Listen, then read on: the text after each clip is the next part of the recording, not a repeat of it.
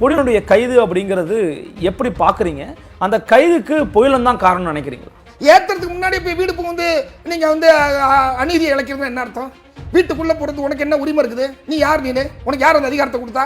அவர் வீட்டுக்குள்ளே புகுந்து அது பாவலர் தமிழ் களத்தில் உள்ள போகிறது உனக்கு என்ன அதிகாரம் இருக்கு? ஆரிய பார்ப்பனிய இந்துத்துவ சனாதன சக்திகள் தான் மிகப்பெரிய அளவில் ஒரு அழுத்தத்தை கொடுத்து செய்ய சொன்னாங்க. எங்களுடைய பகிரங்கமான குற்றச்சாட்டு. தனி கொடி கேட்குறீங்க அப்படின்னா நாளைக்கு நீங்கள் தனி நாடு கேட்க மாட்டேங்க நிச்சயம். 2 நாள்ல அந்த அரசு அந்த கர்நாடக அரசு ஒரு கொடி அறிமுகப்படுத்துதுங்க. அந்த கொடி இன்றைக்கு அன்னைக்கு முதலமைச்சர் அந்த சித்தராமையா ஏற்றிருக்காரு. ஒரு பக்கம் தேசிய கொடி ஏற்றுறாரு, ஒரு பக்கம் இந்த கர்நாடகத்தினுடைய கொடி அறிவிக்கப்பட்ட கொடி ஏற்றுறாரு. அரசால் அங்கீகரிக்கப்பட்ட ஒரு கொடியை அவங்க பயன்படுத்துறாங்க. எந்த அரசால? கர்நாடக அரசால் அங்கீகரிக்கப்பட்ட அதுக்கு முன்னாடி என்ன நடந்துச்சு? முதலமைச்சரே பண்ணிருக்காங்க. இங்க தமிழ்நாடு எடப்பாடி பழனிசாமி உங்கள்ட்ட கொடுத்தாரா கொடியை போட சொல்லி? இப்போ நாங்கள் வந்து அரசுக்கு ஒரு முன் வைக்கிற ஒரு செய்தி வைக்கிறப்ப இந்த நிறங்களை வச்சா ஒவ்வொரு நிறத்துக்கும் ஒரு சொந்தம் கொண்டாடிட்டு. வெள்ளைக்கு அடையாளம் இல்லையா? வெள்ளைக்கு அடையாளம் நாங்கள் வெள்ளைக்கு கிறிஸ்தவ வந்து அடையாளம் பேசுகிறவங்க இருந்துகிட்டு இருக்காங்க. அப்ப நீங்க அவங்களுக்கான ஆட்கள் பேசிட்டுங்க. வெறும் சிகப்பு நிறத்துல மேப் வருதுன்னா அப்ப நீங்க தனியா தமிழ்நாடு பாக்குறாங்கப்பா, தனியா தமிழ்நாடு கேட்கறாங்கப்பா அப்படிங்கிற நோக்கம் வரும். எங்க கிட்ட வரியை வாங்கிட்டு உத்தரப்பிரதேசத்துக்கு வரியை கொண்டு போய் கொட்டி கொடுக்குறாங்களே, அவன் வரி கட்டுறது எத்தனை சதவீதம், நான் கட்டுற வரி எத்தனை சதவீதம்? அப்ப சிகப்புக்கு நோக்கம் இருக்கு. அப்ப சிகப்புக்கு நோக்கம் ஒத்துக்கிறீங்க, நீங்களே ஒத்துக்கிறீங்க. நோக்கம் என்ன மாதிரி நோக்கம்? யுனெஸ்கோ வந்து உலக பொதுமுறையை அறிவிக்கணும்னு சொல்லி முடிவெடுத்ததை மோப்பம் முடிச்சுக்கிட்டு உடனே காவி சாயம் பூத்தி அதுக்கு வந்து இப்படி டிபேட்டை உருவாக்கி அது வரக்கூடாதுன்னு நினைச்சாங்க. ஏன்னா சமஸ்கிருதத்தை தூக்கி பிடிக்கணும்னு நினைக்கிறாங்க, இந்தியை தூக்கி பிடிக்கணும்னு நினைக்கிறாங்க. ஆக தமிழை தூக்கி பிடிக்கணும்னு நினைக்கிறது அவங்க எண்ணம் கிடையாது. பெண்ணானவள் கணவனின் காலை தொட்டு கும்பிட்டாதான் அந்த மழை பெய்யும் அப்படிங்கிற ஒரு திருக்குறள் இருக்கு. வரவின் மகளிர் அப்படிங்கிற பகுதி இருக்குது. இது போல பல விஷயங்கள் இருக்கு. அதுல இருக்கக்கூடிய பெண்ணிடம் எதிர்ப்பீங்களா? இதுல இன்னொரு விஷயம், பாஜக ஆட்சியில் தான் உங்களுக்கு வந்துச்சா? ஏன் காங்கிரஸ் ஆட்சியில் உங்களுக்கு வரலையா? காங்கிரஸ்லாம் துவங்கிய விஷயத்தை நீங்க பேசியிருக்கிறீங்களா? என்னைக்காச்சும் மேடைகள் எல்லாம் பேசல. பெரியாரோட நாங்க பேச வேண்டியது. பெரியாரிய உணர்வாளர் கூட்டம் பேசுகிறதா? காங்கிரஸையும் திமுக எதிர்க்குமா? ஒரு இன துரோக புரிஞ்ச கட்சி காங்கிரஸ் நாங்க பட்டவர்த்தம் வேலை செஞ்சிருக்கோம். காங்கிரஸ் மட்டும் தானா? ஆமா, நீங்க கேட்ட கேள்வி தான் நான் சொல்றேன். அதே மாதிரி நாளைக்கு ஒரு இடதுசாரி சிந்தனை உள்ள ஒருத்தருக்கு எந்த சிக்கல் நாங்க நல்லா நிற்போம். நீளமா இருந்தாலும் சிவப்பா இருந்தாலும் கருப்பா இருந்தாலும் நிக்கிறோம். நீங்க சொல்லக்கூடிய எல்லாருமே திமுக கூட்டணி தான்.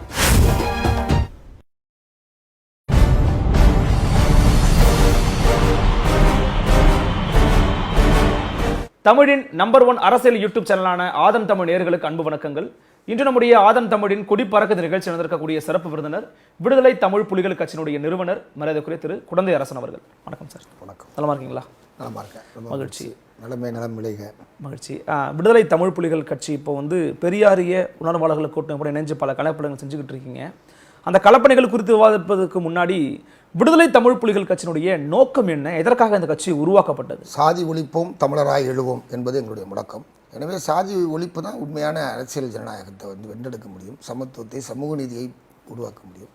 அதனால் அந்த வகையில் அதை தான் மையப்புள்ளியாக வைத்து தொடர்ந்து நாங்கள் இயக்கிட்டு இருக்கோம். இல்லை, இப்போது சமூகத்தில் ஏற்கனவே செயல்பாட்டில் இருக்கக்கூடிய ஒரு விஷயத்தை இன்னொரு கையில் எடுக்கிறாங்கன்னா அது முரண்பாடுகள் இருக்கணும். இப்போ நீங்கள் சொல்லக்கூடிய இதே சாதி ஒழிப்பை முன்னிறுத்தி தான் திமுக இருக்கிறாங்க, அதிமுக இருக்கிறாங்க, பல தமிழ் தேசிய கட்சிகள் ஏற்கனவே வந்துகிட்டு இருக்காங்க.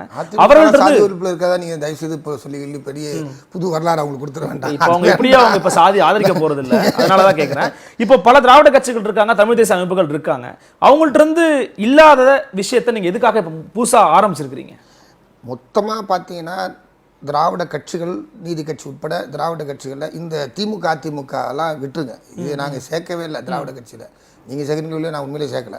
அதனால் அவங்கள விட்டுருங்க. அதுக்கு முன்னாடி நீதி கட்சியாருக்கும் தந்தை பெரியார் அண்ணா வரைக்கும் நீங்கள் கணக்கில் எடுத்தீங்கன்னா நம்ம சில விஷயங்கள் பொருந்தும். அந்த விஷயத்தில் இதுக்கு பின்னாடி வந்த கட்சிகள் அதில் உறுதியாக இல்லை, சரியாக இல்லை. அது என்னோட பகிரங்கமான குற்றச்சாட்டு. அதனால எங்களுடைய வேலை நிறையா காலம் செய்கிறோம். இப்போது சமீபத்தில் பார்த்தீங்கன்னா விடுதலை தமிழ் புலிகள் கட்சியாக இருக்கட்டும் அல்லது பெரியார் உணர்வாளர் கூட்டம் எல்லாருமே சேர்ந்து ஒரு முக்கியமான விஷயத்தை முன்னெடுத்திருந்தீங்க. நவம்பர் 1ஆம் தேதியை தமிழ்நாட்டு நாள், அதாவது தமிழ்நாட்டு கொடியை ஏற்றக்கூடிய ஒரு முக்கியமான நிகழ்வு. அதை கையிலையும் பிடிச்சிருந்தீங்க. அதற்கு முன்பாக தான் ஒரு சில நாட்களுக்கு முன்னாடி நீங்கள் தமிழ்நாட்டு கொடியை அறிமுகம் படுத்துனீங்க. நான் அதுக்குள்ளே பிறகு போகிறேன். அதை இப்போ பொழிலன் அவர்கள் கைது செய்யப்பட்டிருக்கிறார். பாவலர் பெருஞ்சித்ராயுடைய மகன் அவர். பொழிலனுடைய கைது அப்படிங்கிறது எப்படி பார்க்குறீங்க? அந்த கைதுக்கு பொழிலன் தான் காரணம் நினைக்கிறீங்களா? இல்லை, பொழிலன் எப்படி அவர் காரணமாவார்? அவர் கைது செய்தது இந்திய அரசாங்கம் அல்லது இந்திய அரசாங்கத்தோடு பிணைந்து இருக்கக்கூடிய ஆரிய பார்ப்பனிய இந்துத்துவ சனாதன சக்திகள் தான் மிகப்பெரிய அளவில் ஒரு அழுத்தத்தை கொடுத்து செய்ய சொன்னாங்க தான் எங்களுடைய பகிரங்கமான குற்றச்சாட்டு. அதுக்கு தமிழ்நாடு அரசு தமிழ்நாடு காவல்துறை ஹீல்டு ஆகிறாங்க, அதுக்கு துணை போகிறாங்க அப்படின்றது எங்களுடைய குற்றச்சாட்டு. என்ன குற்றம் செஞ்சுட்டோம் இப்போ? என்ன குற்றம் இல்லை, நீங்கள் இந்தியாங்கிற ஒரு ஒன்றிய அரசுக்குள்ள ஒரு நாட்டுக்குள்ளே வாழ்ந்துக்கிட்டு இருக்கீங்க. நீங்கள் இந்தியாவுக்குள்ளே இருக்கக்கூடிய ஒரு மாநிலத்தில் தனி கொடி கேட்குறீங்க அப்படின்னா நாளைக்கு நீங்கள் தனி நாடு கேட்க மாட்டேங்க நிச்சயம் இல்லை. தனி கொடின்றதை மூலம் விவாதிப்போம். தனி கொடி ஏன் இப்படி ஏற்கனவே இருந்தது கர்நாடகாவில் இருக்குது, இன்னும் சில மாநிலங்களில் உருவாக்கி வச்சுருக்கிறாங்க. நாம் இந்திய அரசியலமைப்பு சட்டப்படி மாநில அரசுக்கென்று தனி சட்டமும் மத்திய அரசுக்கென்று தனியும் பொதுவாக பொது சட்டங்கள்னு சொல்லப்படுறது.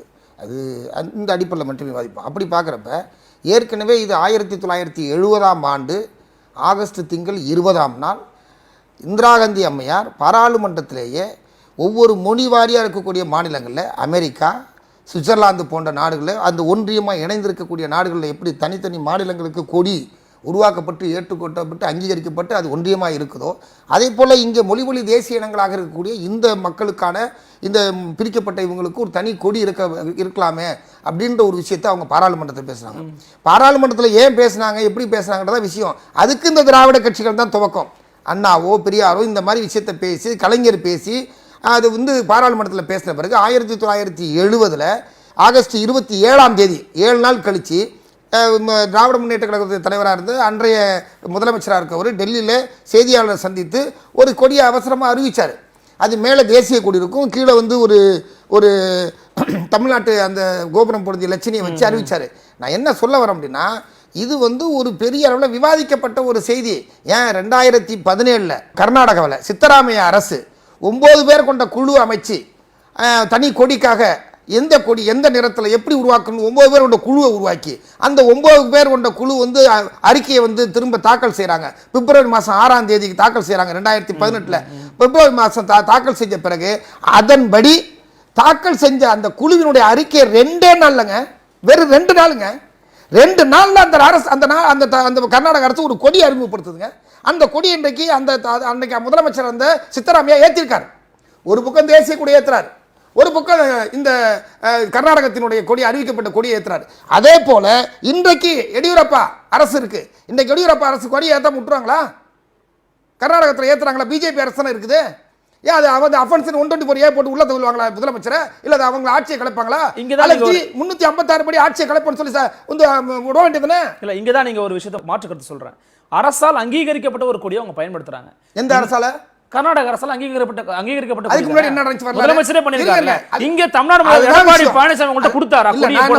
நாங்க என்ன கேட்கிறோம், பெரியாரிய உணவாளர் கூட்டமைப்பு என்ன கேக்குது அப்படின்னா, ஏற்கனவே கர்நாடகத்துல இதே போல ஒரு பெரியாரிய உணவாளர் கூட்டமைப்பு மாதிரி பல இலக்கிய அமைப்புகள், சமூக அமைப்புகள், அரசியல் அமைப்புகள் இணைந்து இந்த கோரிக்கை முன்வச்சு அவங்க ஒரு கொடியை வச்சிருந்தாங்க. அந்த கொடியை தான் ஏத்துக்கிட்டாங்க. இப்ப நாங்க எங்க கொடியை ஏத்துக்குன்னு சொல்ல, அப்படி ஒரு திரட்சி வந்த பிறகுதான் மாற்றம் வந்துச்சு. அந்த திரட்சியை தமிழ்நாட்டில் வைக்கணும்னு சொல்லி நாங்கள் இவ்வளவு வருஷமா கேட்டுட்டு இருக்கோம். எங்க முன்னோர்கள் கேட்டிருக்காங்க, நாங்க கேட்டுட்டு இருக்கோம். எங்க கோரிக்கை அடிப்படை இந்த கொடியை உருவாக்கி எங்களுக்கு தாங்கன்னு சொல்றோம். இப்போ இந்த கொடியை வச்சுங்க நாங்க சொல்ல இல்ல. நீங்க தமிழ்நாடு அரசு கிட்ட ஒரு கோரிக்கை முன்வை வச்சிருக்கோமே, மனு கொடுத்திருக்கோமே, எடப்பாடி பழனிசாமி கொடுத்திருக்கோமே. அதுக்கான ஒப்புதல் வருவதற்கு முன்னாடி அகரமொழி முதலிய அந்த இயக்கத்தின் சார்பாக அந்த இயக்குநருக்கு வழியாக முதலமைச்சருக்கு நாங்கள் கடிதம் அனுப்பியிருக்கோம். எங்க கோரிக்கை என்னன்னா, தமிழ்நாடு அரசு உருவாக்கி தாங்க.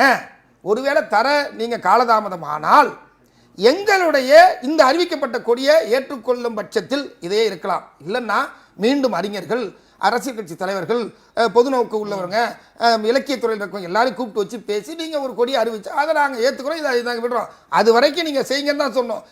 போன வருஷம் 2019 அக்டோபர் 25ஆம் நாள் ஒரு 110 விதியின் கீழே நம்முடைய முதலமைச்சர் எடப்பாடி மாண்புமிகு தமிழக முதலமைச்சர் எடப்பாடி பழனிசாமி அவர்கள் சட்டமன்றத்தில் ஒரு தீர்மானத்தை கொண்டு வரார். அந்த தீர்மானம் என்ன? தமிழ்நாடு பெருவிழா கொண்டாடப்படும் அப்படின்னு அக்டோபர் 25 அறிவிச்சு நவம்பர் 1க்கே கொண்டாடிட்டாங்க. 10 லட்சம் ரூபாய் பணம் அதுக்கு ஒதுக்கியிருக்காங்க. இப்போ இந்த ஆண்டு கொண்டாடுறோம். இந்த ஆண்டு கொண்டாடுறதுல நாங்கள் ஒரு கொடி ஆரம்பிப்போம். நான் என்ன கேட்குறேன்னா, இதுக்கு இந்த தமிழ்நாட்டில் பார்த்தீங்கன்னா IPL போட்டி நடக்குது இந்தியாவில். சென்னை கிங்ஸ் சூப்பர் கிங்ஸ்னு ஒரு கொடி வச்சிருக்காங்க. இதனால தமிழ்நாடு சென்னை வந்து இந்தியாவிலேருந்து இந்த மக்கள்லாம் விளையாட்டுலேருந்து ஆரம்பிச்சு சீரியஸாக பிரிய போறாங்க அர்த்தமா? இருங்க, தமிழ்நாட்டுக்கு நான் கேட்குறேன், தமிழ்நாடு காவல்துறைக்கு தனியாக ஒரு கொடி இருக்குங்க. தமிழ்நாடு காவல்துறைக்கு தனியாக கொடி இருக்கு. அந்த கொடி இருக்கிறதுனால தமிழ்நாடு காவல்துறை வந்து இந்தியாவிலேருந்து பிரிய போகுதுன்னு சொல்ல முடியுமா? டிபார்ட்மெண்ட் வேற சார். நீங்க டிபார்ட்மெண்ட் கேள்வி நான் முடிச்சிடுறேன். நீங்க அரசுக்கு ஒரு கோரிக்கை வைக்கிறீங்க. அரசு ஏற்கனவே போன ஆண்டு பரிசீலனை பண்ணி தமிழ்நாடு நாள் கொண்டாடப்படும் ஒரு அறிவிப்பு கொடுத்துருக்காங்க. இப்போ ஒரு கோரிக்கை வச்சிருக்கீங்க, காத்துருங்க. அதுக்கு முன்னாடியே நீங்க ஒண்ணு பண்றீங்க அப்படின்னா அப்ப உங்க திட்டம் வேறையா தானே இருக்குது. நீங்க அப்படி நினைச்சீங்கன்னா தப்பு. எங்க திட்டம் நீங்க என்ன நினைச்சிட்டேன்னு சொல்லுங்க. நான் இப்ப விமர்சனம் வைக்கக்கூடியவங்களுடைய வாதத்தை நான் உங்கள்கிட்ட வெள்ளை கலர் பேக்ரவுண்ட்ல சிகப்பு கலர் தமிழ்நாடு மேப்பை நீங்க போடுறீங்க அப்படின்னும் போது ஏதோ ஒரு தனிநாடு கேட்க போறாங்க. இவங்களுடைய நோக்கம் இறுதி இலக்கு தனித்தமிழ்நாடு கேட்கறதா உங்க மேல குற்றச்சாட்டு வைக்கிறாங்க. நீங்க பிரிவினைவாதின்னு சொல்றாங்க. அது சொல்றவங்களுடைய பார்வை கோளாறா இருக்கலாம். நான் பாருங்க, இது 140 இயக்கங்கள் கொண்ட ஒரு பேரமைப்பு. தமிழ்நாட்டில் பொறுத்த வரைக்கும் இன்றைக்கு தேர்தல் அரசியலே தீர்மானிக்கக்கூடிய அளவுக்கு கருஞ்சட்ட பேனில் தொடங்கி நீலச்சட்ட பேன்லேருந்து திருக்குறள் மாநாட்டிலேருந்து இன்றைக்கு பல விஷயங்களை முன்னெடுத்து வெற்றிகரமாக தமிழ்நாட்டு அரசியல் தீர்மானிக்குது. எங்களுடைய நோக்கம் வந்து அரசியல் ஆதாயத்துக்கு அல்ல, பதவிக்கு அல்ல, பண்பாட்டு அளவில் இருக்கக்கூடிய சிக்கல்களிலிருந்து ஆரம்பித்து அதற்காக நாங்கள் வந்து இந்த சமூகத்தை வந்து ஒரு தமிழ் சமூகத்தை தூக்கி நிறுத்துறதுக்காக இந்த பெரியார் உழவு நாள் கூட்டமைப்பு நிற்குது. பண்பாட்டு அளவில் இன்றைக்கி சீரழிக்கப்பட்டிருக்கிறது. பண்பாட்டு அளவில் இன்றைக்கு இந்த வேத கால புராண அரசியலை கொண்டு வந்து திணிச்சுக்கிட்டு இருக்கிறாங்க. அதை நாங்கள் வந்து உடைக்கிறோம், திருக்குறள் எடுக்கிறோம். உங்களுடைய பெரியாரிய உணர்வாளர்கள் கூட்டமைப்பு வெளியிட்ட இதே கொடிய தீவிர பெரியார் எதிர்த்ததுனால காமிக்க முடியும். எந்த விதமான தமிழர்கள் அடையாளங்கள் கிடையாது. நீங்களே சொல்றீங்க நான் கருஞ்சட்டை பேர் நடத்திருக்கிறேன், நிலச்சட்டை பேர் நடத்திருக்கிறேன்னு. எங்க அந்த நிறங்கள் எங்க போச்சு? தமிழர்களுக்கான அடையாளங்கள் எங்க போச்சு? இப்ப நாங்க வந்து அரசுக்கு ஒரு முன் வைக்கிற ஒரு செய்தி வைக்கிறப்ப இந்த நிறங்களை வச்சா ஒவ்வொரு நிறத்துக்கும் ஒரு சொந்தம் கொண்டாடிட்டு இருக்கு. வெள்ளைக்கு அடையாளம் இல்லையா? வெள்ளைக்கு அடையாளம் நாங்க வெள்ளைக்கு கிறிஸ்தவ வந்து அடையாளம் பேசுகிறவங்க இருந்துகிட்டு இருக்காங்க. அப்ப நீங்க அவங்களுக்கான ஆட்கள் பேசிட்டுங்க. அதனால ஒண்ணு யாரு நீங்க சொல்றது நான் கேக்குறேன். அதாவது நிறங்களை வச்சா சார்பு வந்துடும்னா வில்லம்பு கயல் மீன் இருக்குது. இது மன்னர்களுக்கான ஒரு அடையாளமா சொல்லப்படுது. இப்ப அதை வந்து வச்சிருக்காங்க.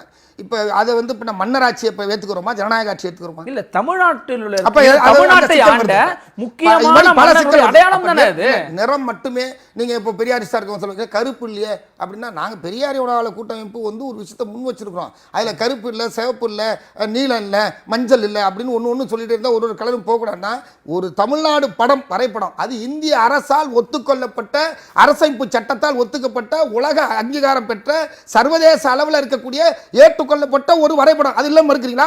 அந்த படத்தை தான் நாங்கள் வச்சிருக்கிறோம். நாங்கள் புதுசாக வந்து அதில் வந்து விட்டு போன இடுக்கியையோ வந்து திருப்பதியையோ அல்லது வந்து பாண்டிச்சேரி காரளைக்காலையோ அல்லது இந்த பக்கம் இருக்கக்கூடிய தேவிகுளம் பீர்மேடையோ அல்லது வந்து நாங்கள் வந்து கோலார் தங்கவேல் வரைக்கும் நாங்கள் கேட்டு அகண்ட பாரதம் பேசிட்டு இருக்காங்களே பாகிஸ்தான்லேருந்து இது வரைக்கும் அது மாதிரி நாங்கள் ஒன்றும் பேசலைங்க. அகண்ட தமிழ்நாடுன்னு சொல்லி எங்களுக்கு இந்திய அரசாங்கம் இந்திய ஒன்றியத்தால் ஒத்துக்கொள்ளப்பட்டு கேரளா, கர்நாடகா உள்ளிட்ட சில மாநிலங்களில் இன்றும் நடைமுறையில் இருக்கிற அவங்க ஏற்றுற மாதிரி அவங்க உருவாக்கப்பட்டதை உருவாக்குங்கன்னு சொல்றோம். உருவாக்கி தந்தா சிறப்பு, உருவாக்கலையே அது வரைக்கும் நாங்கள் பயன்படுத்த சொல்றோம். ஒரு கொடி என்பது ஒரு இனத்தின் அடையாளம். நான் சார்ந்திருக்கிற ஒரு அமைப்பின் சார்பாக நாங்கள் ஒரு இதை வெளியிடுறோம். இதை ஏத்துக்கிறவங்க ஏத்துக்கிட்டு விமர்சனம் பண்ணிட்டு அதை பத்தி நாங்கள் கவலைப்படல. இல்ல, அதை எதுக்காக அப்படின்னா நீங்க உங்களுடைய நோக்கம் வந்து இப்ப மூவேந்தர்களுடைய கொடி பயன்படுத்துறாங்கன்னு நீங்க சொல்றீங்க. மூவேந்தர்களை கொடி பயன்படுத்தும் போது அது அடையாளங்களை காட்டுறாங்கப்பா அப்படிங்கறதோட போயிடும். ஆனா நீங்க பண்ணிருக்கிறது பாருங்களேன், வெள்ளை கலர் பேக்ரவுண்ட்ல வெறும் சிகப்பு நிறத்துல மேப் வருதுன்னா அப்ப நீங்க தனியா தமிழ்நாடு பாக்குறாங்கப்பா, தனியா தமிழ்நாடு கேக்குறாங்கப்பா அப்படிங்கிற நோக்கம் வரும். அதனாலதான் கைது பண்றாங்க இருக்குன்னா எங்க கிட்ட வரியை வாங்கிட்டு உத்தரப்பிரதேசத்துக்கு வரியை கொண்டு போய் கொட்டி கொடுக்குறாங்களே, அவன் வரி கட்டுறது எத்தனை சதவீதம், நான் கட்டுற வரி எத்தனை சதவீதம்? அப்ப சிகப்புக்கு நோக்கம் இருக்கு. சிகப்புக்கு நோக்கம் ஒத்துக்கிறீங்க, நீங்களே ஒத்துக்கிறீங்க. நோக்கம் என்ன மாதிரி நோக்கம்னா தனித்தமிழ்நாடுன்ற நீங்க கருத்தை பூத்துறது நோக்கம் கிடையாது. எங்களுக்கு எதிரான தமிழ் மொழிக்கு, தமிழ் இனத்திற்கு, தமிழ் சமூகத்திற்கு, தமிழ் நாட்டுக்கு, தமிழ் பண்பாட்டுக்கு எதிராக எல்லா திட்டமும் நடக்குது. அது வந்து இழந்து தவிக்குது இந்த தமிழ்நாடு. அதை நாங்கள் அடையாளப்படுத்த அந்த இழந்த உரிமைகளை பெறுவதற்கான ஒரு அடையாளம் தானே வரிய. அதுக்காக வந்து நீங்க அதை உடனே தனியாக போட்டிருக்கீங்களா அப்படின்னா, தமிழ் நாங்கள் போட்டது எப்படி போட்டிருக்கணும் முறைப்படி நீங்க நினைச்சு பாருங்க. அப்படி போட்டு ஒரு தனி தமிழ்நாடு கோருறவங்க எப்படி போடுவாங்க? நாங்கள் அந்த கோரிக்கையை வச்சிருக்கோம். இந்திய ஒன்றியத்தால் ஒத்துக்கொள்ளப்பட்ட வரைபடத்தை தான் வச்சிருக்கிறோம். அதனால நீங்க அந்த பார்வையில் அவங்க சொல்ற 1000 சொல்லலாம் எல்லாருமே, அது முக்கியம் கிடையாது. தமிழ் தேசிய தந்தையாக போற்றப்படக்கூடிய ஐயா பாவலர் பெருஞ்சித்திரனார் அவர்கள் தனித்தமிழ்நாடு கேட்டவர் தான். அவர் வழியாக வந்து தமிழரசன் தனித்தமிழ்நாடு கேட்டவர் தான். பல பேர் புலவர் கலையபிரமணன் கேட்டவர் தான். ஸோ அவர்களை எல்லாம் கோட் பண்ணக்கூடிய குடந்தை அரசனும் சரி, பெரியாரிய உணவாளர் கூட்டமைப்பும் சரி, நாளைக்கு அதை கோரிக்கை வைக்க மாட்டா என்ன நிச்சயம்? அதனாலதான் என்ன பண்றாங்க, காவல்துறையை வைத்து முன்னாடியே அடக்குமுறை செய்யறாங்கன்னு ஒரு குற்றச்சாட்டு வைக்கிறாங்க.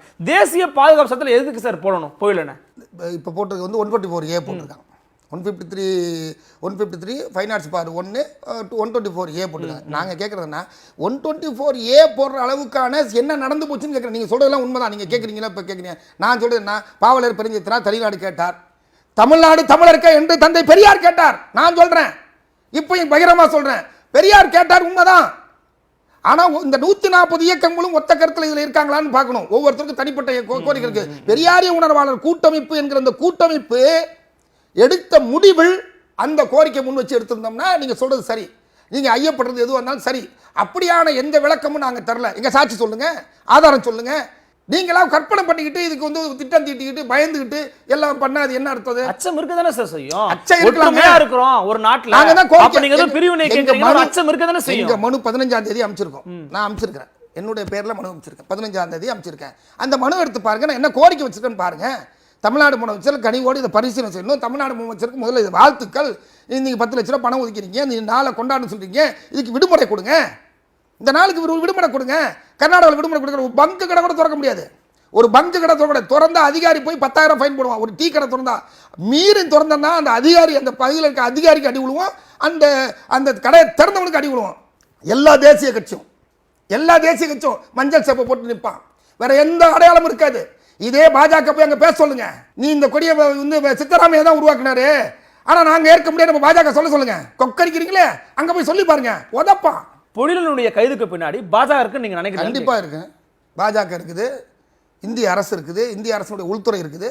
இல்லைன்னா ஏங்க 124 நீங்க அவசரமா 12 அதாவது ஒரு இரவுக்குள்ளங்க தமிழ்நாடு முழுக்க சோர் பண்ணிருக்கீங்க. D1 போலீஸ் ஸ்டேஷன் அதிகாரி டிஜிபி இல்லங்க தமிழ்நாடு முழுக்க சோர் பண்ணோம். ஒரு காவல்துறை அதிகாரி வந்து தமிழ்நாடு முழுக்க சர்க்குலர் கொடுக்குறாங்க. அந்த சர்க்குலர் தூக்கிட்டு எங்க வீட்டுக்கு வந்து எங்க இந்த என்னுடைய காவல்துறை சரகத்துக்கு அதிகாரியும் துணை மாவட்ட துணை கண்காணிப்பு எங்க ஆள் அனுப்புறாங்க. ஒரு காவல் ஆய்வாளர் போட்ட உத்தரவை எடுத்துக்கிட்டு தமிழ்நாடு முழுக்க போட்டா அப்ப யார் சொன்னா? டிஜிபி சொன்னாரா? இதுன்னு சொல்லுங்க. டிஜிபி போடுற உத்தரவை ஒரு காவல்துறை ஆய்வாளர் போட்டிருக்காரு, என்ன அர்த்தம்? இந்த இருக்கு, ஆதாரம் இருக்கு, நான் காட்டுறேன் உங்களுக்கு, இந்த முகநூல்ல காட்டுறேன், செல்ல கொடுப்பா காட்டுறேன், பாருங்க, படிச்சு பாருங்க. D1 போலீஸ் ஸ்டேஷன்ல இருக்கக்கூடிய ஆய்வாளர் வந்து தமிழ்நாடு முழுக்க அனுப்பணும்னா அது என்ன முறைன்னு கேட்கற? யார் அவரு? யாருக்கு அதிகாரம் கொடுத்தா? டிஜிபிக்கு தெரியுமா தெரியாதா? ஏடிஜிபி சட்ட ஒழுங்கு தெரியுமா தெரியாதா? இதை கேள்வி கேட்போமா இல்லையா? ஆக இதுக்கு அப்புறம் தான் எனக்கு சந்தேகம் வருது. இந்த கடிதத்தை கூட டிஜிபி அனுப்பியிருந்தாலோ சட்ட ஒழுங்கு அதிகாரி அனுப்பியிருந்தாலோ நாங்கள் யோசிக்கலாம். இதை வந்து அல்லது இந்த அரசினுடைய சார்பிலிருந்து ஒரு தலைமைச் செயலகத்திலிருந்து வந்திருந்தா கூட பரவாயில்ல, சரி, இது நீங்கள் வந்து தமிழ்நாடு அரசு வந்து கணக்கு ஒரு ஆய்வாளர் அனுப்புற கடிதத்தை தமிழ்நாடு முழுக்க இஷ்யூ பண்ணுறதுக்கு என்ன அர்த்தம்? அப்போ யார் நோக்கம்? யார் இயக்கிறா? யார் பின்னாடி இருக்கிறா? அதனால தான் 124A போடுறீங்க. இல்லை ஏன் 124A போடுறீங்க? விளக்கம் கேட்குறீங்க, விளக்கம் சொல்கிறோம், விளக்கம் கொடுத்துருக்கோம், விளக்கம் உங்களுக்கு போகலையா 10 இல்லையா? நீங்கள் அதுக்கப்புறம் முறையாக நடவடிக்கை எடுங்க. சரி, கொடி ஏற்ற வேணான்னு சொல்கிறீங்க, சரி நாங்களும் ஏற்றலன்னு சொல்கிறோம். ஏற்றுறதுக்கு முன்னாடி இப்போ வீடு வந்து நீங்கள் வந்து அநீதியை இழைக்கிறது என்ன அர்த்தம்? வீட்டுக்குள்ளே போகிறது உனக்கு என்ன உரிமை இருக்குது? நீ யார்? உனக்கு யார் அந்த அதிகாரத்தை கொடுத்தா? அவர் வீட்டுக்குள்ள பூந்து பாவலர் தமிழ் களத்தில் உள்ள பொறுத்து உனக்கு என்ன அதிகம் இருக்கு? போய் அட்ராசிட்டிங்க. மிகப்பெரிய காவல்துறையினுடைய மிகப்பெரிய கொடுமையானதுங்க. வன்முறை தாங்க இது. அப்புறம் வேற என்ன சொல்ல முடியும்? இதுக்கு வேற என்ன வார்த்தை சொல்லுவீங்க? அத்துமீறிய வன்முறை, கட்டவிழ்த்தப்பட்ட வன்முறைங்க. உள்ள போய் நின்று பார்த்துறாங்க. அவர் வீடியோலாம் பாருங்க. அவர் நின்று கேட்பார், நாங்க என்னங்க செஞ்சிட்டோம். நான் பார்த்தேன் அந்த வீடியோ, நான் பேசின பார்த்தேன். என்னோட அவர் மாடியில ஒரு கொடி ஏத்துறதா சொல்றாங்க. இறக்க சொன்னா இறக்கிட்டு போறோம். அவர் வீட்டுக்கு வாசல்ல கம்பு இருந்துச்சு, அதை ஏத்தலன்னு சொல்லி நான் வள்ளுவர் சிலைக்கு போறேன்னு சொல்லிட்டாங்க. திரும்ப நீ எல்லாத்தையும் மூடு புந்து அதுக்கு எல்லாத்தையும் பிச்சு புடுங்கி எடுத்துட்டு போனீங்கன்னா வேண்டில ஏறினு ஏற்றிட்டு போனா அது என்ன அர்த்தம்? நீங்க வந்து திட்டமிட்ட ஏவல் தான் அப்படின்னு சொல்றீங்க. என்னுடைய கருத்து என்னன்னா, திரு பொழிலன் ஐயா மட்டுமே கார்னர் பண்ணப்படுறதுக்கான காரணம் என்ன? மே 17 இருக்கிறாங்க, நீங்க இருக்கிறீங்க, பல பேர் இருக்கிறாங்க. அவரை மட்டும் கார்னர் பண்ணதுக்கான தனிப்பட்ட காரணம் இருக்கு நீங்க நினைக்கிறீங்க? உணவாளர் கூட்டமைப்புல கருத்து எழுதி இயங்கக்கூடியவர் எல்லாரும் கருத்து எழுதினா அதை வந்து மெட்டீரியலைஸ்டா வந்து அதை வந்து ஒர்க் பண்ற ஒரு இதுல வந்து பொழிலன் மிக முக்கியமா இருக்கு. அவர் ஒருங்கிணைப்பார். பெரியாரிய உணவு கூட்டமைப்புல அண்ணன் குளத்தூர் மணி இருக்காங்க, கோவை ராமகிருஷ்ணன் இருக்காங்க, மார்க்சிய பெரியாரிய புதுமை கட்சி இருக்குது, இப்போ நாங்கள் இருக்கிறோம், தமிழ் புலி நிறைய பேர் இருக்கிறோம், மே 17 எல்லாமே இருக்கிறோம், 140 இயக்கம். ஆனா ஒருங்கிணைப்பாளர் என்ன பார்த்தா அவர் தான் ஒருங்கிணைப்பாளர். அப்போ உங்களுக்கு வேகம் வந்து இந்த அமைப்பு மேலே கோபம் வருது. ஏன் உங்களுக்கு இப்படி சொல்கிறேன்? இப்போ வந்து பாரதிய ஜனதா கட்சியினுடைய தேசிய மகளிர் அணி செயலராக இருக்காங்க வானதி சீனிவாசன். அவங்க தேர்தல் நேரத்தில் தோற்றதுக்கு ஒரு ஐக்கியம் சொன்னாங்க. சின்ன சின்ன அமைப்புகள் தான் எங்களுக்கு தோக்கடிச்சாங்க, திமுக இவங்களாம் கிடையாது, சின்ன சின்ன அமைப்புகள் தான். அதே மாதிரி சின்ன சின்ன வேலைன்னு சாதமாக நினச்சோம், அந்த வேலை தான் மிகப்பெரிய அளவில் கருஞ்சட்டை பேரணிலாம் நடத்தின இவங்கெல்லாம் அப்படி பண்ணதுனால தான் வந்து எங்களுக்கு தோல்வி எங்களுக்கு காரணம்னு சொல்லி திமுகவை தாண்டி ஒரு குற்றச்சாட்டை வச்சாங்க. அப்படின்னா நாங்கள் செய்கிற வேலை மக்கள்கிட்ட மிக சரியாக போய் சேருது, மக்கள் அதை வந்து எடுத்துக்கிறாங்க, ஏற்றுக்கொள்கிறாங்க. அதனால தான் இந்த சூழல். உலக அளவில் வந்து திருக்குறளை வந்து யுனெஸ்கோ வந்து உலக பொதுமுறையாக அறிவிக்கணும்னு சொல்லி முடிவெடுத்ததை மோப்பம் முடிச்சுக்கிட்டு உடனே காவி சாயம் பூத்தி அதுக்கு வந்து இப்படி டிபேட்டை உருவாக்கி அது வரக்கூடாதுன்னு நினச்சாங்க. ஏன்னா சமஸ்கிருதத்தை தூக்கி பிடிக்கணும்னு நினைக்கிறாங்க, இந்தியை தூக்கி பிடிக்கணும்னு நினைக்கிறாங்க. ஆக தமிழை தூக்கி பிடிக்கணும்னு நினைக்கிறது அவங்க எண்ணம் கிடையாது. அப்போ தமிழை ஒழிக்கணும், தமிழனுக்கு எதிரான சிந்தனை இருக்கிறப்ப இது எப்படி நடக்கும்? அப்போ அவங்க வந்து அதனால தான் நாங்கள் என்ன செஞ்சோம், திருக்குறளை தூக்கி பிடி, அது மனுநீதிக்கு எதிரானது, சனாதனத்துக்கு எதிரானது, மனு சட்டத்துக்கு எதிரானது, ஒருவன் தாழ்த்துவதும் அடக்குவதும் ஒடுக்குமுறைக்கு உள்ளாக்குவதும் சாதிய அடக்குமுறைக்கு உள்ளாக்குவதும் ஒருத்தன் கீழே போட்டு மிதிப்பதும் அந்த கட்டத்தில் தாண்டி ஒருத்தரை தூக்கி சமத்துவப்படுத்தி சமமாக நிறுத்தணும் அப்படின்னா அதுக்கு வந்து சனாதன எதிர்ப்பு தான் முதன்மையான காரணம்னால தான் முதன்மையான காரணம். இல்லை, இப்போ பிறப்புக்கும் எல்லாருக்கும்ங்கிறத வள்ளுவம் சொல்லுதுங்கிறத யாரும் மறுப்பதற்கு இல்லை. பெண்ணானவள் கணவனின் காலை தொட்டு கும்பிட்டாதான் அந்த மழை பெய்யும் அப்படிங்கிற ஒரு திருக்குறள் இருக்கு, வரவின் மகளிர் அப்படிங்கிற பகுதி இருக்குது, இது போல பல விஷயங்கள் இருக்கு. அதில் இருக்கக்கூடிய பெண்ணிடம் எதிர்ப்பீங்களா? பாருங்க, இதுல இன்னொரு விஷயம், திருக்குறள் எழுதப்பட்ட பிறகு முதல்ல அதை வந்து ஆங்கிலேயர் கையில் வந்த பிறகும் திரும்ப வெளில எல்லாமே ஆரிய பார்ப்பனதுக்கு என்னென்ன உள்ள புகுத்த முடியுமோ பூத்திருக்கு. இல்லை, நான் சொன்னதுக்கு அதுதான் அதான் அந்த குறளை கூட எடுத்து காமிக்க. அதனால அதில் வந்து உண்மையான சில வார்த்தைகள்லாம் புனையப்பட்டிருக்குது.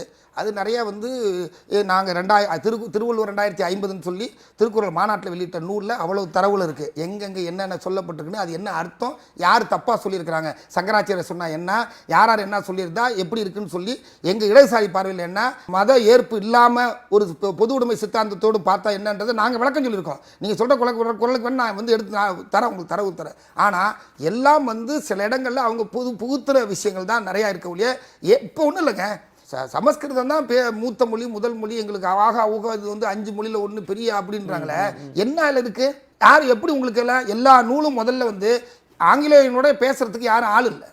அவனோட முதல்ல அதிகாரத்தில் தொடர்புடையவனாக இருந்ததும் ஆரியர்கள் தான். அப்போ ஆரிய பார்ப்பன தான் அது அதிகாரத்தோட தொடர்புடைய இருந்தாங்க. அப்போ அதிகாரத்தோட தொடர்பு இருந்த காரணத்தினால அவங்க எழுதுறதா, அவங்க சொல்கிறதா, அவங்க எல்லாம். அப்போ எதை மொழிபெயர்க்கணும், எதை மொழிபெயர்க்கக்கூடாது, எதை எப்படி மொழிபெயர்க்கணும், எதை எங்கே உள்ளே வைக்கணும், வெளியில் வைக்கணும், எல்லாத்தையும் மிக தெளிவாக செஞ்சுருக்காங்க. இதையே ரொம்ப நாள் கழிச்சு வெள்ளாக்காரனுக்கு தெரியாது. இன்னும் சொல்ல போனால் நம்ம பெஸ்டின்னு சொல்லி நம்ம வீரமாமுனிவர் வந்து வராரு. வீரமாமுனிவர் வரப்போ வீரமாமுனிவர் வந்து காவி உடை கட்டியிருக்கிறாரு. வீரமாமுனிவர் வந்து அந்த மாலையும் வச்சுட்டு பண்ணுறாரு. அவர் காவி உடை கட்டியிருக்கிறதுனால அவர் வந்து அந்த கிறிஸ்டியானிட்டிக்கு உள்ளதே உடைச்சிட்டாரு. இந்த இந்த மதத்துக்கான இதை சார்பு உடைச்சிட்டு அவர் வந்து இந்து மதத்துக்கு உடையது அல்லது இங்கே உள்ளதுக்காக போறாருன்னு அவர் மேலே கம்ப்ளைண்ட் பண்ணி ஆவணம் இருக்குது. அப்போ தான் அவரை கேள்வி கேட்டு எழுதுகிறப்ப இல்லை அப்படின்னு அவர் பதில் சொல்கிறப்ப தான் விவரம் புரியுது. என்னடா அது திருக்குறள் போன்ற தொல்காப்பியம் போன்ற எவ்வளவோ இலக்கியங்கள் உள்ள தமிழ் இருக்குது, ஆனால் எல்லாமே சமஸ்கிருதத்தில் தான் இருக்குது, சமஸ்கிருதத்தில் மொழிபெயர்க்கிறாங்க, இதையே சொல்கிறாங்கன்னு அவர் தமிழ் படித்து இதையும் அதையும் ஒப்பிட்டு பார்த்த பிறகு தான் புரிஞ்ச பிறகு கடிதம் அனுப்பினார். அதுக்கு பதில் கடிதம் ஆவணமாகவே இருக்கு. அதனால எதுக்கு சொல்கிறேன்னா, அப்படி அனுப்ப போகிறப்ப தமிழ் தான் மூத்த மொழி, மொழிகளின் தாய் தமிழ் தான், இனத்தின் மூத்த இடம் தமிழ் தான், அதனால இவன் எவன் சொல்கிறான்னு தப்பு நடவடிக்கை எடுத்துகிட்டு போன்னு சொல்லிட்டாரு. அதுக்கப்புறம் ஆராய்ச்சி பார்த்த பிறகுதான் தெரியும். எதுக்காக நான் இதை சொல்கிறேன்னா, நீங்கள் கேட்குற கேள்வியில் உள்ள எடுத்தோம்னா இது போல புரட்டுகளை 2000 வருஷம், இப்போ அவர் வந்து 4 வருஷம் தான் ஆச்சு, 2000 வருஷத்துக்கு முன்னாடி என்ன நிலைமைன்னு யோசிச்சு பாருங்க. மன்னர் ஆட்சி காலத்தில் மன்னர்கிட்ட இருந்தப்ப மன்னர்கிட்ட ஆட்சி அதிகாரத்தில் இருந்தால் அவங்க என்ன சொல்கிறாங்களோ அதுதான் மனு நீதி. சொல்லணும் என்ன, மனு நீதியை நடைமுறைப்படுத்திய சோழன்னு அர்த்தம், வேற என்ன பொருள், பேர்ல இருக்கு. ரொம்ப முக்கியமாக பெரியார் உணர்வாளர் கூட்டமைப்பு பல விதமான போராட்டங்களை முன்னெடுத்தீங்க. திருக்குறள் மாநாடாக இருக்கட்டும், அது வந்து ஒரு முக்கியமான ஒரு கட்டமைப்பு ரீதியாக பண்பாட்டு ரீதியாக பல விஷயங்களை முழுக்க முயற்சி பண்ணீங்க.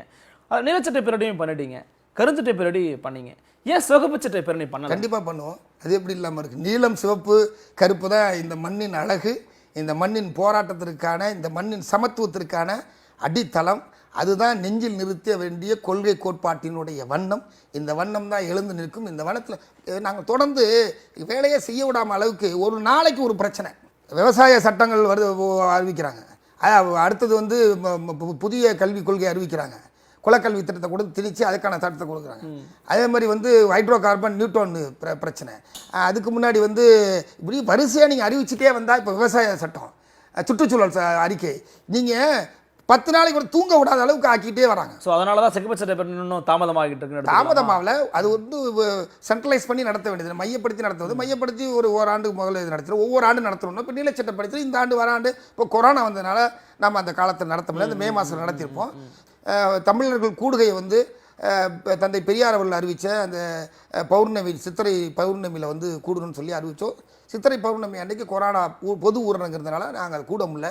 ஏன்னா பல்லாயிரக்கணக்கான மக்கள் திருவள்ளுவர் சிலை முன்னாடி கூடி அந்த முக்கல்கள் கூடுகிற அந்த சங்கமிக்கிற இடத்துல நீங்கள் சொல்கிறாங்க, இவங்க சொல்கிறாங்க திரிகோண சங்கமங்கம்னு, அதெல்லாம் விட தமிழர் சங்கமம் எப்படி இருந்திருக்குன்னு அப்போ தான் தெரிஞ்சிருக்கோம். இதெல்லாம் தெரிஞ்சுக்கிட்டு தான் அவங்க எல்லா நடவடிக்கை எடுக்கிறாங்க. எடுக்கட்டும், நாங்கள் ஒன்றும் வழக்குக்கு அஞ்சாத வரல. 10 ஆண்டு காலம் சிறையில் இருந்தது தான் புலிலன், நானும் சிறையில் இருந்தேன். எல்லாரும் வழக்கை பார்த்துக்கிட்டு இருக்கிறோம். இதுக்கான என்ன நீங்கள் செய்வீங்க, எப்படி நகர்வுகளுக்கு தெரியும். ஆனால் ஒரு நியாயம் வேணும், ஒரு நீதி வேணும், அதில் ஒரு ஜனநாயகத்தன்மை இருக்கணும். பெரியாரிய உணர்வாளர் கூட்டமைப்பினுடைய நோக்கம் அப்படிங்கிறது இன்டைரக்டா ஒரு வகையில திமுகவிற்கு சார்பாக, திமுகவிற்கு வாக்கு சேகரிக்கக்கூடிய ஒரு கூட்டமாக தான் பார்க்கப்படுது அப்படிங்கிற விமர்சனம் இருக்கு. அவங்க சரியா செய்யலன்றதுனால நாங்க இந்த வேலை பெரியார் உணவு கூட்டமைப்பு திமுகவை நாங்க எந்த மேடையில் ஏத்தனே கிடையாது. மூல எக்ஸ்பிளைன் பண்ணீங்கன்னா எக்ஸ்பிரஸ் கொடுத்துருவேன். வானதி ஸ்ரீனிவாசன் அம்மையார் கடுமையாக எதிர்க்கக்கூடியது திமுகவை. வானதி ஸ்ரீனிவாசன் அம்மையார் தன்னுடைய தோல்விக்கு காரணம் தோத்துருக்குறாங்க, திமுகவை அப்போஸ் பண்ணி தோத்துருக்குறாங்க அப்படின்னா அவங்க தோல்விக்கான காரணம் நீங்களா இருக்கிறீங்க அப்படின்னும் போது இன்னைக்கு இன்டர்நெட் யாருக்கு வேலை செய்றீங்க? நாங்க எங்க எதிரிக்கு தாங்க எதிராக வேலை செய்ய முடியும். அது யாருக்கு ஏதோ ஒரு வகையில திமுக ஆதரவா போதா இல்லையா? அது நாங்க அப்படி சொல்ல முடியாது. அப்ப நீங்க எதிர்க்கணும் அப்படின்னா திமுக தப்பா இருக்கு, அதிமுக தப்பா இருக்கு, பாஜக தப்பா இருக்குன்னு சொல்லணுமே. நீங்க எல்லாம் சொல்லிதான் இருக்க. திமுக என்ன குறைபாடு இருக்கோ அதை பட்டவர்த்தனமா சொல்லிட்டு தானே இருக்கோம். திமுக கூட சாதி ஆயுதத்தை பத்தி பேசிருக்கீங்களா? திமுகவை இன்ன வரைக்கும் நாங்க மேடை ஏத்தல கிடையாங்க. பெரியார் உணவா கூட்டமைப்புல மேடை ஏத்தலங்க, நாங்க மேடை ஏத்தலங்க, இதுமே ஏத்தவும் பாட்டோங்க. ஏன்னா அதுல முரண்பாடு இருக்கிறதாங்க நாங்க எப்படி நிக்கிறோம். இதுக்குள்ள 1000 முரண்பாடு இருக்கு. நாங்க திமுக ஒண்ணு ஆதரவா வந்து அது வேற வார்த்தையில போட்டுற வேணாம், நான் செய்யல, நாங்க செய்ய முடியாது. எப்படி செய்ய முடியும்? நீங்க மேடை ஏத்தலன்னு சொல்ல வரல. நான் என்ன கேக்குறேன்னா, நீங்க ஒருத்தர் கடுமையா எதிர்க்கிறீங்க, பாஜக எதிர்க்கிறீங்க அப்படின்னும் போது ஒரு வகையில நீங்க திமுக காங்கிரஸ்க்கு கூட்டதான் போறீங்க. இன்னைக்கு எங்க எதிரி யார்? அந்த சனாதனவாதிகள் வேதத்தை வச்சுக்கிட்டு விளையாட்டு காட்டிட்டு இருக்கவங்க. அடுத்தது அதை எப்படி பண்ணுறாங்க? ஆட்சி அதிகாரத்தை வச்சுட்டு பண்ணுறாங்க. அதுக்கு யாரை கைக்கூலியாக வச்சுருக்காங்க? சங்கிகளும் அதுக்கான திட்டம் போட்டிருந்த இந்த கூட்டம் இந்த இந்துன்ற போர்வையில் வந்து இருந்துக்கிட்டு பல சிக்கலை உருவாக்கி இவங்க எங்களோட முதல் எதிரி. நான் உதாரணத்துக்கு இல்ல, நீங்க சொல்றது ஷார்ப்பான எதிரி தான். நான் ஷார்ப்பா புரிஞ்சுக்கிறேன். அதான் நாங்க பார்க்க போறோம். ஷார்ப்பா புரிஞ்சுக்கிறேன். நீங்க இதுக்கு வந்து எங்க போகுது, யாருக்கு போகுது அப்பலாம் நான் ஷார்ப்பா புரிஞ்சுக்கிறேன். நீங்க சொல்லக்கூடிய இன்றைக்கு மாநில உரிமைகள் அப்பட்டமாக பறிக்கப்பட்டு கொண்டிருக்கிற வார்த்தை ஏற்கனவே வச்சுக்கிடுவோம். இந்த விஷயங்கள்லாம் இப்பதான் வந்துச்சா? பாஜக ஆட்சியில் தான் உங்களுக்கு வந்துச்சா? ஏன் காங்கிரஸ் ஆட்சியில் உங்களுக்கு வரலையா? காங்கிரஸ்லாம் துவங்கிய விஷயத்துக்கு நீங்க பேசியிருக்கிறீங்களா என்னைக்காச்சும் மேடைகள்? நான் பேசல.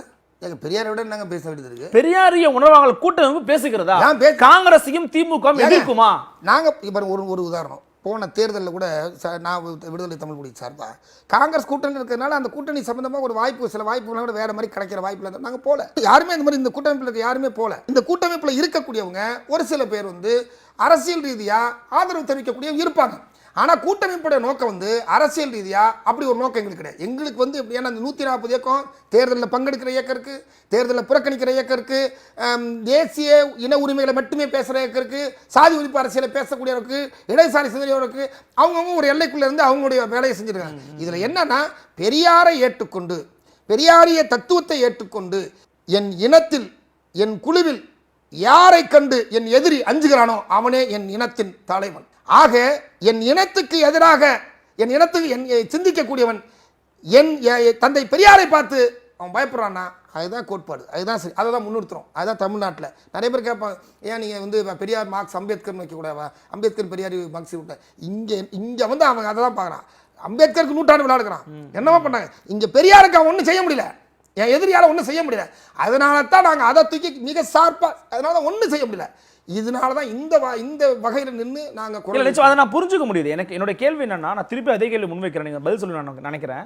பெரியாரை கண்டு பாஜக அஞ்சுகிறதுன்னு ஒரு வாதத்துக்கு வச்சுப்போம். ஏன்னா இன்னைக்கு வந்து பாஜக எல்முருகனே வந்து பெரியார் சமூக நீதி தலைவர் ஏத்துக்கிற மனநிலைக்கு வந்திருக்கிறாரு. பெரியார் ஓகே, அதை நம்ம பிறகு பேசுவோம். பெரியாரே கடுமையாக காங்கிரஸ் எதிர்த்தவர் தான், பெரியாரே காங்கிரஸ் இல்ல தமிழ்நாடு உருவாக்கணும் முயற்சி பண்ணவர் தான். அப்படின்னும் போது மாநில உரிமைகளை பல்லாண்டுகளாக பெருத்த காங்கிரஸை பற்றி இந்த நேரத்தில் நான் பேச மாட்டேன், எனக்கு இப்ப இவங்க தான் எதிரின்னு சொல்றது நீங்க ஒரு சார்பாக சொல்லவே இல்லைங்க.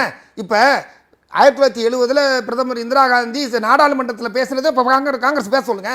அப்போ கர்நாடகாவுக்கு ஒரு நிலைப்பாடு, எங்களுக்கு ஒரு நிலைப்பாடா? இப்போ கர்நாடகாவில் ஏற்றப்பட சொல்லுங்க. நாங்கள் காங்கிரஸையும் கேட்டு தாங்க இருக்கிறோம். அன்னையிலேருந்து கேட்டுட்டு இன்னை வரைக்கும் கேட்டுட்டு இருக்கோம். இந்த பெரியார் உணவு கூட்டமைப்பு வந்து வந்த பிறகு காங்கிரஸ் எவ்வளோ கடுமையாக வச்சு, ஏன் போன தேர்தலில் காங்கிரஸை தோக்கடிக்கிறது, காங்கிரஸ் தொகுதியில் எல்லாத்துலையும் இந்த கூட்டமைப்பில் அவ்வளோ பேர் வேலை செஞ்சாங்க.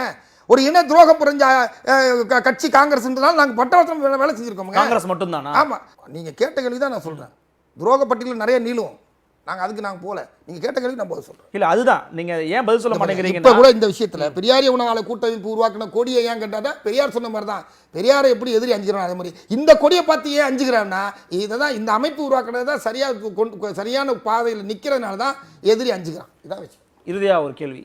பெரியாரிய உணவாளர் கூட்டமைப்பு இப்போ நீங்களே சொல்கிறீங்க, பல தத்துவார்த்த ரீதியாக பேசிக்கிட்டு இருக்கோம், பண்பாட்டு ரீதியாக பேசுகிறோம் அப்படின்னும் போது மக்களை வழிநடத்த வேண்டிய பொறுப்பு அப்படிங்கிறது கண்டிப்பாக உங்களுடைய கூட்டமைப்புக்கு இருக்கும். அப்படின்னும் போது இவங்களுக்கு ஓட்டு போடுங்க, இவங்களுக்கு ஓட்டு போடாதீங்கன்னு ஏன் நீங்கள் சொல்கிறது கிடையாது?